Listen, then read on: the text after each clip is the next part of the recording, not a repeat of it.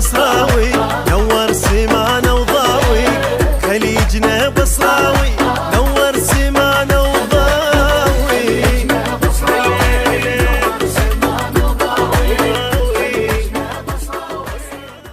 السلام عليكم ورحمة الله وبركاته. احنا اليوم على كورنيش البصرة، وهذا الكورنيش ما شاء الله صار ملتقى أهل الخليج وأهل البصرة. بصراحة ودنا نعمل لقاء مع أحد الإعلاميين اللي بصراحة برزوا بخليجي 25 اللي هو الأخ صلاح من قناة كاس. حياك الله.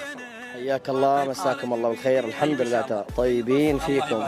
يا هلا وحياك. شنو انطباعاتك خليجي 25؟ والله الانطباعات معكوسه من خلال تغطياتنا نحن الموجوده، قاعدين يعني نعكس طابع ورونق اللي هو الشعب العراقي والبصراوي. فلهذا لما اقول لك انت تقول لي ايش الوضع، الوضع اكيد جميل ورائع واستثنائي، لان العراق حلوه، لان العراق جميله، لان البصره اجمل ورائعه بسكانها بشعبها الطيب بترحيبهم.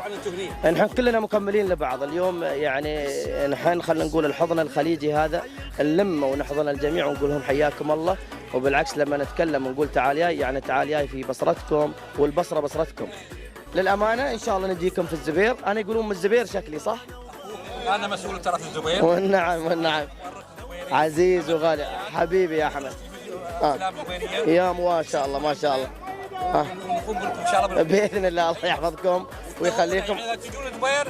الحين ما نطلع الا من بيت الى بيتنا، يعني ما طلعنا الا الى بيتنا، ما عليكم زود. ان شاء الله باذن الله نتواجد. عزايز وحبايب الله يحفظكم. الله يحفظكم. وتعال ياي تعال ياي تعال ياي تعال ياي تعال ياي تعال ياي، فديتك رايح ياي. الله يعطيكم العافيه حبيبي. يعطيك العافيه. خلينا نشوفك حبيبي. خلينا نشوفك ان شاء الله. البصرة يا أم الكرم، شمس الله بصوالينا.